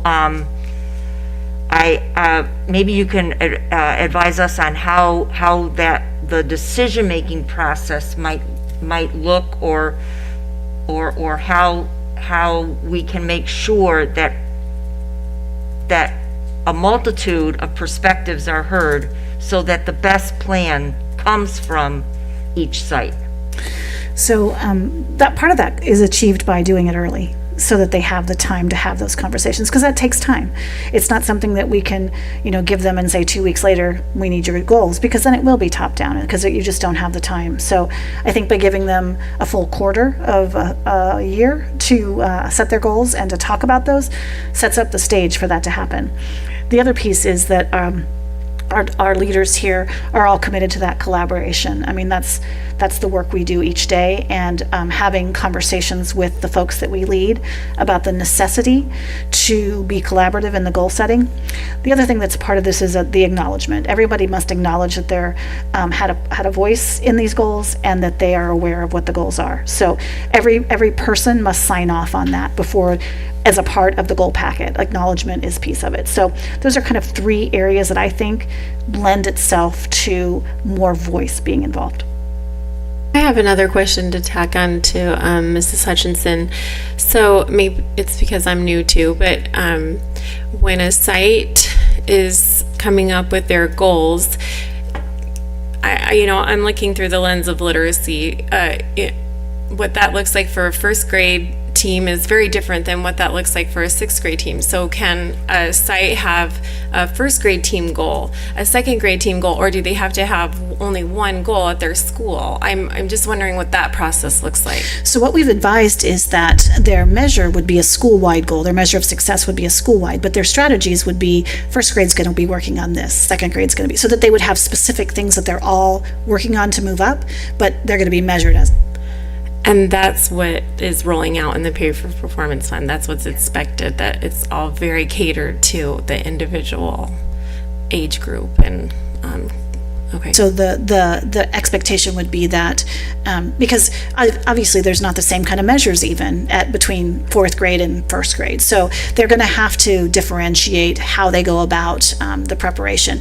We know, though, that if those kindergarten, first and second grade teachers are doing their work, we're going to see the benefit of that in third and fourth grade on those assessments. So how are they going to measure that? Those will be the strategies and tactics that they use. And the principals ask those specific questions, and so they're starting to wrap their minds about how they do that. Same thing, if I'll flip it to a high school. So how's a math teacher supposed to do that? So some of the conversations we've had are about vocabulary. How do you make sure that we are increasing the level of vocabulary acquisition and that kids know what things mean? Because we know that translates into better scores in those ACT and SAT tests. So thinking through the lens of the department and or grade level, what can you be doing to improve literacy on your campus or customer service or whatever it is?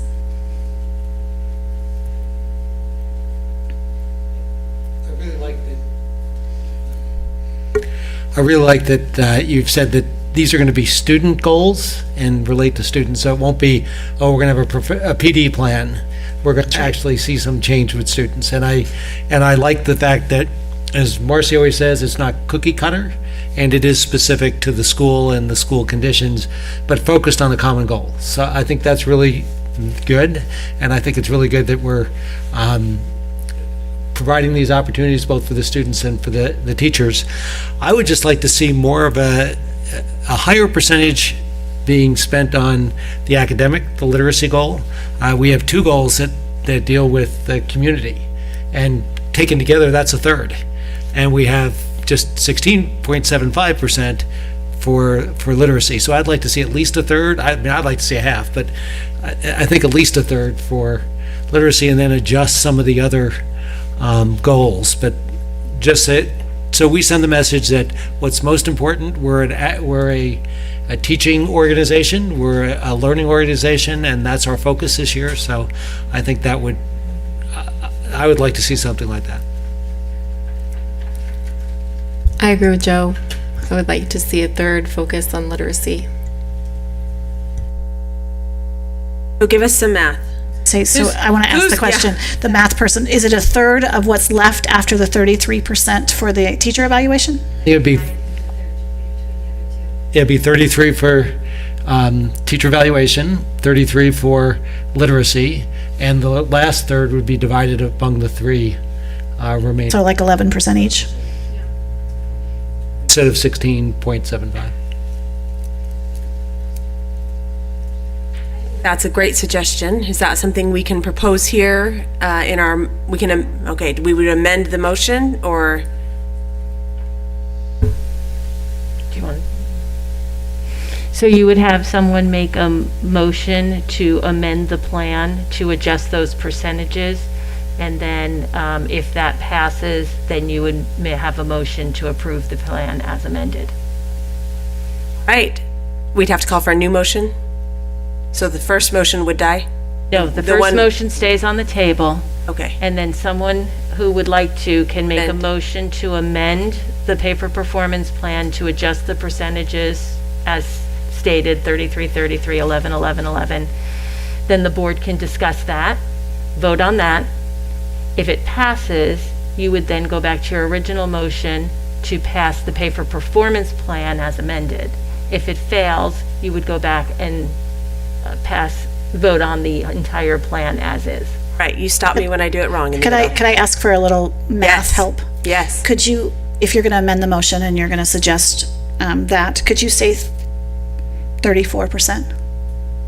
So it adds up to 100? Please. Okay. I agree. Just I can't, instead the of the repeating point, three, yeah, I got it. Yes, please. Okay, so maybe amend to be 33% for evaluation, 34% for literacy. I like that extra 1% there. If you're going to do it, let's not do the 0.3s and 0.4s. And 11%, 11%, and 11% for those other three goals. Okay, so do I have a motion to amend the proposal for the pay for performance? I move we amend the proposal for pay for performance to change the amounts to 33% for the evaluation, 34% for the literacy college readiness goal, and 11% for the remaining three goals. Dr. O'Reilly and Mrs. Ellingson, I am a little confused about what that will do to our classified. I was just looking at that. I will just adjust the other three goals, if you're okay with me applying the 34% to literacy for the academic departments, and then I'll just adjust the other three appropriately. So our amendment would also be then, Academic and a departments. corresponding adjustment to the classified. The academic And a corresponding departments. adjustment to the classified and department goals. Thank you for that. That's your motion? My motion. Okay, And I that's I'll second stick that. to it. You need it again? Okay. Dr. Mrs. O'Reilly. Head is typing fiercely, so I know. we'll do that Dr. one more O'Reilly will time. make his motion again. So I move we adjust the amounts for the goals so that it's 33% for teacher evaluation, 34% for literacy, college readiness, and 11% for the remaining three for the teachers and schools. Would that apply? And for the remaining staff, it would be adjusted appropriately with the fact that they don't have evaluation. So we will give literacy the highest percentage and adjust 34%. 34% and It adjust mean the others. 22% for the other three goals, according to my calculator. Okay, thank you, Dr. O'Reilly. And I second that. 34, 22, 22, 22 for the department. Okay, so I have 33% for teacher evaluation, Yes, 34% for literacy. yes, 11% for the remaining three yes. Yes. teachers. The remaining three were certified. You can say school certified, Martha, and that would cover it. Just have to make sure it's correct. Thank you. School certified and corresponding adjustment to the classified 34%. 34% for literacy, and then 22%. 22% for the remaining three goals. And that's for classified academic departments and then I'll have to adjust the classified non-academic departments. Classified directors. No, I don't have to fix the classified non-academic because they don't have a literacy goal. So we're set. So classified and academic departments. Thank you, Mrs. Head.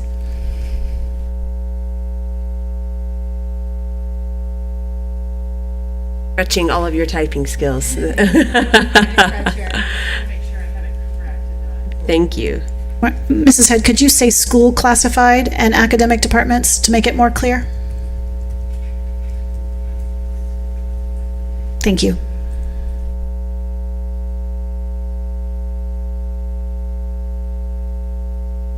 Is there any, oh, wait 1 second. Is there, we're glad you're back, Mrs. Sears. Is there any conversation about that amendment?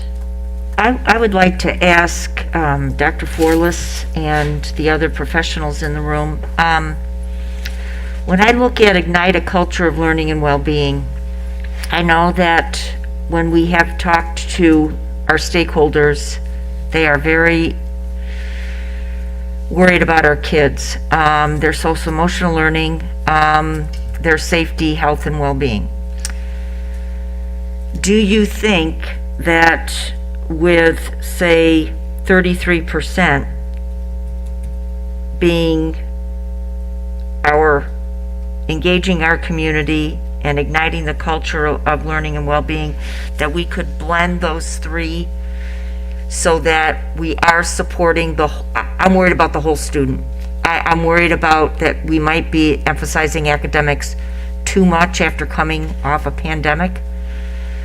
Could you give us some advice in that realm? I would appreciate it. I'd be happy to, Mrs. Hutchinson. I will tell you that every listening session that we've done, every focus group that we've done, every community meeting that we have done around our ESSER funds, the overwhelming response is to focus on igniting a culture of learning and well-being for our students as well as our staff. Also, when we take a look at all of the focus groups and listening sessions with principals, that comes up at the top. And I will tell you that in our Invest and Innovate community meetings, academic recovery is the least popular investment. So I think that what we need to focus on is that balance between meeting the social and emotional needs of our children and providing meaningful academic opportunities, because that comes in as number 3 across all of our data gathering. So I am not fearful that an emphasis on literacy will negate that data that we have received. We need to be very mindful that when we engage children in learning literacy from pre-K all the way to grade 12, that is through meaningful learning, and that we are acknowledging the strengths and needs of every child, and that will help to blend both literacy as well as igniting a culture of learning and well-being.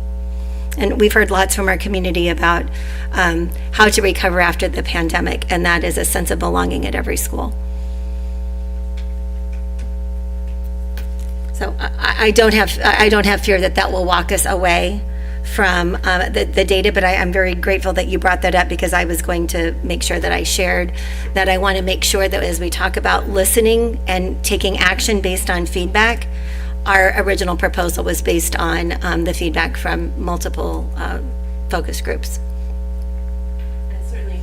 Engage our community section of those 2 goals, that's going to be what they're hearing from the feedback, and that can be incorporated in that goal. Absolutely. Great, if that's what they hear. I see it I guess blending. I'm assuming that's what they'll hear from their feedback, because it is what we've been hearing, but if that is what they hear. I see that they work together. Igniting a culture of well-being is an absolute accelerator to literacy proficiency.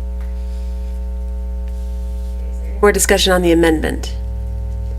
So go back to everybody, because if you're like me, you've wandered far away from your homepage. So go to where you can get your call for your vote. And we have an amendment to the pay for performance plan on the table, and Mrs. Head will call for your vote first on the amendment to the pay for performance goal.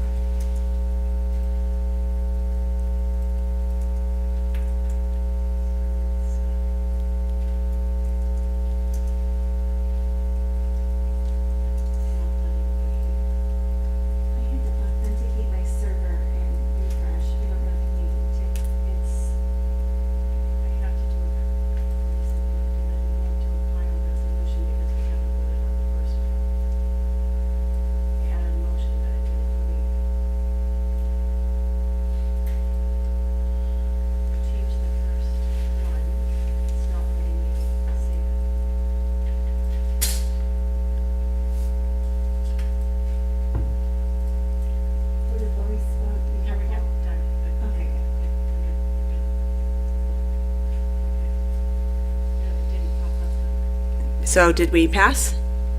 Would you? It passed. It's Okay. 4 yeas, 1 nay. Okay, so there were 4 yays to the amendment and 1 nay. So the amendment carries. And then now we will go back to voting to the motion that was on the table to pass the pay for performance plan as amended. So Mrs. Head will call for that vote.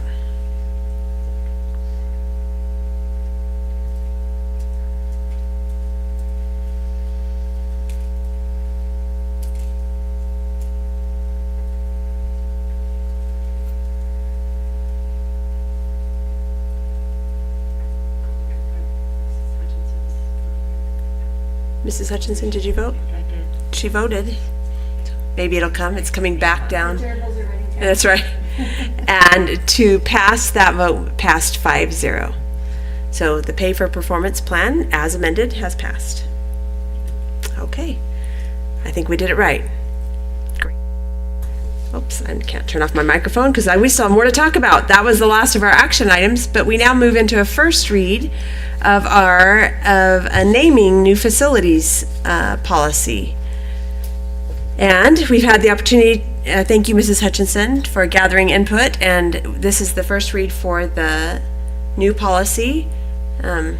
Who's talking to us about it? That will be Mrs. Gregson, Hi, who Mrs. has Gregson. synthesized the feedback and will be presenting the draft policy FF, naming of new facilities. Thank you. Good evening, Madam President, members of the board. Tonight is the first reading of a revised policy FF regarding naming of facilities. The new policy clarifies the definition of facility and also directs the superintendent to develop a nomination form that includes criteria, including who would be eligible for nomination and other information about the proposed name and the rationale behind the proposal. Thank you. I loved it, and I loved the form that you developed as well. The only change I would like to see is where, at the end of the first paragraph, where it says the superintendent shall develop a nomination form that includes criteria for naming. I would love it to say the superintendent along with input from the board. If that is just kind of a small change in there, it would allow future boards, if they had input, to feel like they had the ability. Is that something we can add in? Okay. Oh. Yeah, it's actually in the, on the form. On the form, okay, great. So I think, should it go in the policy then as well, or no?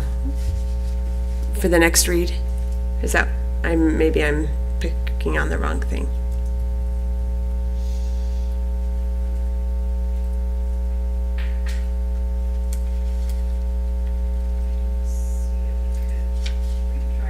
Policy, we would need to add another sentence, if that's what you guys would like to see. Action item, so this is just feedback, right? So is there, how do you feel about adding that as a board? Would you like that added in that policy FF? I had written the same thing on my notes.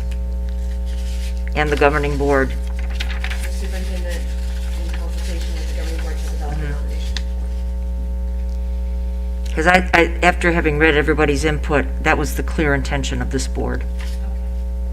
Oh, so you would just want to add after the superintendent in consultation with the board shall develop a nomination form. The same Gotcha. thing that Okay. you've added to the form, so that the form and the policy would match. That's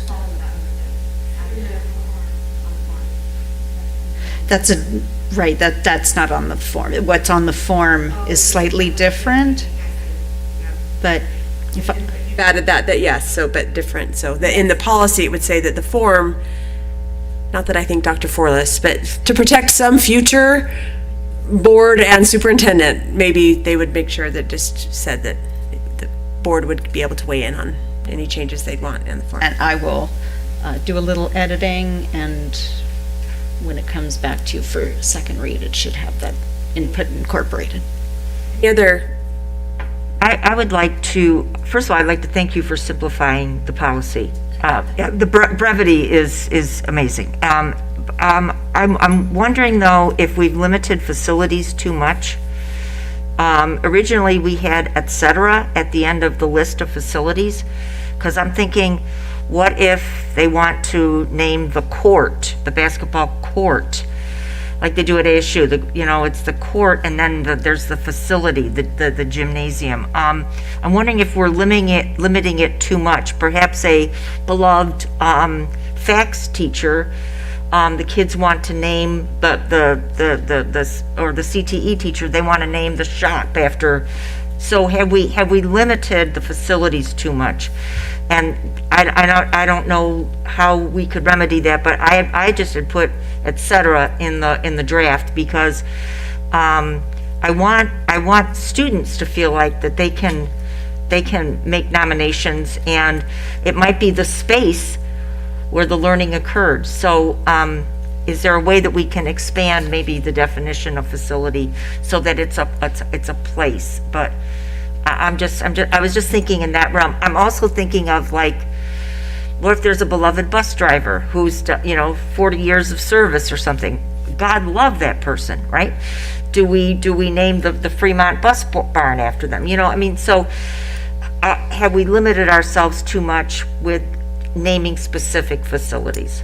Potentially, maybe we could add after media centers, comma, and similar types of facilities, some general language like Yeah, that. something general like that, because I think it would give an opportunity for more people to be honored, and maybe thinking outside the box of those people in our community, those people that are honored employees, whatever it might be, a student, a parent who has been a great volunteer for years. It helps us to think outside the box a little bit more, I think. Maybe it could say the word facilities refers but is not limited to. Is that a way to, my inner lawyer, which I am not one of. Oh, but you are right there with me. Yeah, but I am also a little concerned that I don't want to name every doorstop in Mesa Public Schools. I want there to be a level of, Facilities, not items. Right. Okay. right, yes, Right. yeah, right. And the other thing am I wrong, but am I maybe not reading this right, but I'm not seeing a flow of the I'm not seeing like a flow, like where do you turn the form into? Who do you start with? Because in the original document we had, you go to the school principal or the site administrator. And then there was kind of a flow there that was recommended, I believe, by some of the folks who had worked on some of the namings of the athletic facilities. So there was a flow of nomination. In other words, it really doesn't say whom the form is submitted to. And so perhaps we could suggest a flow or something. To me, it would make a little bit more sense. Who does this go to? Good point. I will either add a new section or add to the for office use. That makes sense. We can definitely add that.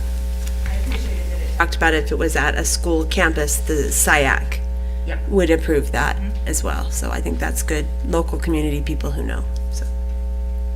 And if you're familiar with policies and regulations, and I'm looking to read about this, I'm looking for a regulation. So would this be where the regulation usually would be? I just want to make sure people can find it.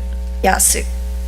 As you can see, the form is FFF. FF. Yeah, it is in place of a regulation. The dash F just indicates that it's a form, but that it is associated with policy FF. So at the bottom of policy FF, there will be a link to the form.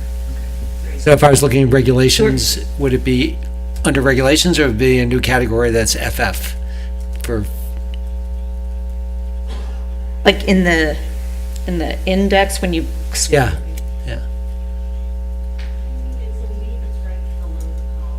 So As long as it's right below, that's what I'm asking. the Right. structure within board docs is that forms are links to an external form. They are not actually integral into the policy manual of board docs. So there is, when we build a policy in board docs, there's a section that says references, and that's where we would include perhaps the ASRS statute that the policy is addressing. It may include other policies that discuss similar items or that are cross-referenced, and then it includes any form that is associated with that policy or regulation. So it'll be, when they look for naming of facilities, if you went into board docs and policies and searched facilities or naming, FF would pop up. you would see the text of FF, and then the link to the form would be right there. That's what I'm asking. I just want to make sure. Well, and it Not looks a to me regulation. like it's, if you go, I went to governing board policies, facilities development, and there's FA, FBB, FBB-R, and then FC, FC-R, and so under FF, naming new facilities, then it seems to me like there'd probably be FF-F listed, no? Because it would, okay. No, because many of our policies have forms associated with them. Forms fall outside of the policy manual. They're not a part of the approval process. They are to facilitate the application and the execution of the policy.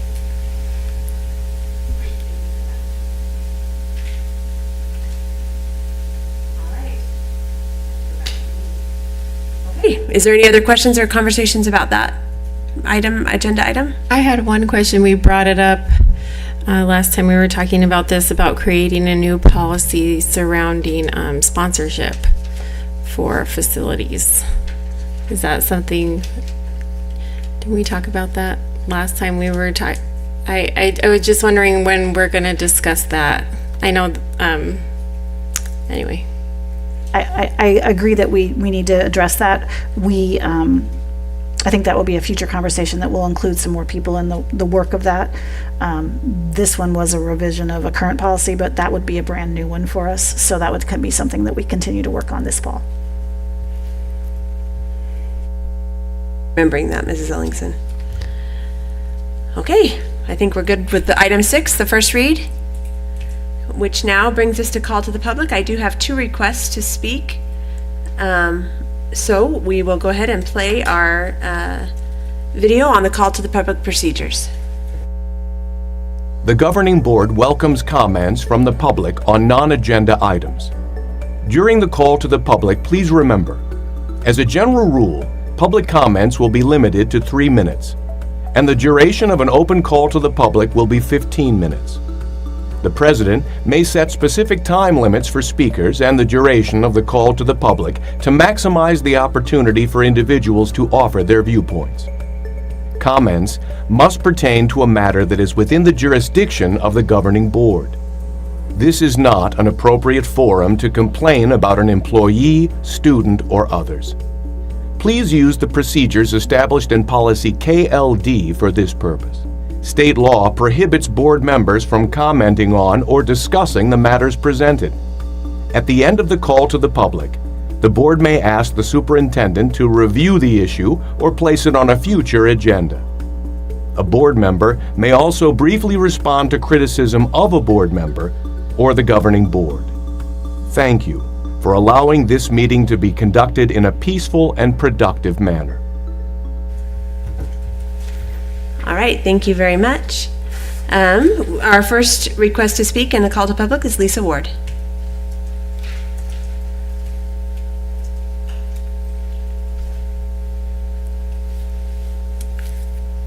Hi, thanks for having me. I don't really have much written, just some bullet points really quick. I was just listening in on the pay for performance you guys were talking about, and I had some thoughts about parent complaints, student complaints, failures to comply with state law, like the HB 2906 that just passed, and piggybacking off of that, what will be the consequences or actions taken by the school board for teachers in non-compliance of the HB 2906, which relates to some of a lot of people call it the critical race theory stuff, and some teachers have committed and signed petitions committing to not comply, including a couple teachers at Mountain View. One's pretty vocal and has all kinds of fun websites posted in the English department at Mountain View. So those were my questions on how that will affect the pay for performance when you have parent complaints, student complaints, and failure to comply with state ordinances and laws. That's all I had. Thank you. Thank you, Mrs. Ward. Is that something we want to address here? Can someone contact Mrs. Ward and talk to her about what the process is and how it affects, or Mrs. Williams, is that you? I can speak to specifically about paper performance. The customer service obviously is something that we will address if folks use that method, but if there are violations of policy and or law, that would go through our typical HR processes to address those with those individuals. If you have further questions, we can, all right, great. We can have Mrs. Williams contact you. And the second comment, the request to speak is from Krista Purihito. Was I good? I was trying so hard. So, hello, board members and superintendency. I actually have a question about item G, but I was watching online, and so I'm hoping you'll be able to respond, but if not, I understand. This sounds like a really great program, and we've actually been trying to get coding onto our campus at Highland Arts Elementary. But aside from that, I'm kind of curious about how you arrived at the decision to utilize this program at Red Mountain Ranch Elementary and perhaps not another campus that has like a higher Title I number or lower SES in the community. So I'm kind of wondering the equity lens that decision was made through. Thank you. That's a good question. Is that something we can talk about here? Is there a question answer? Can we have someone follow up with her later? Since it was an agenda item, we really can't address it, but if you'll just wait a few moments after the meeting, I'll be happy to chat with you. Thank you. Glad to know that was what I thought, but I wasn't positive. So thanks for helping us. All right. Was there any other, I don't have any other requests to speak for our call to the public. So we appreciate those of you who came and engaged with us in this way and your voices in our meetings. The next item is that the board will consider moving into executive session pursuant to ARS 38-431.03A1 and ARS revised statute 38-431.03A3 to conduct the superintendent's year-end evaluation. And after that, the board will only adjourn the meeting so that we will check to make sure no one else is still here, but there will be no further business conducted after the executive session. So do I have a motion to move into executive session? I think we need to read the entire recommended action for this motion.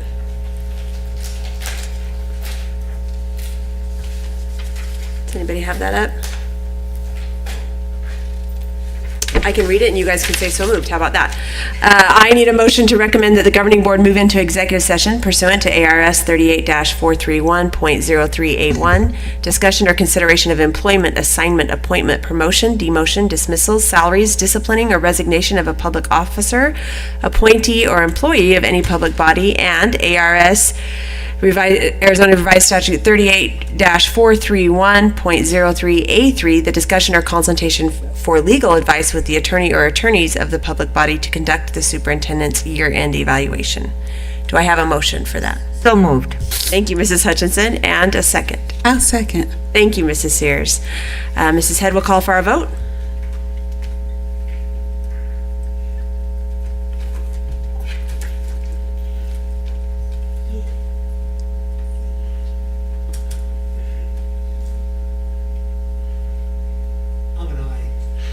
All right, and were you also Mrs. Sears also was? Yeah, oh, you had a yay, oh, good. I did not get a chance to vote, but I vote aye. It's not coming up on my computer, I vote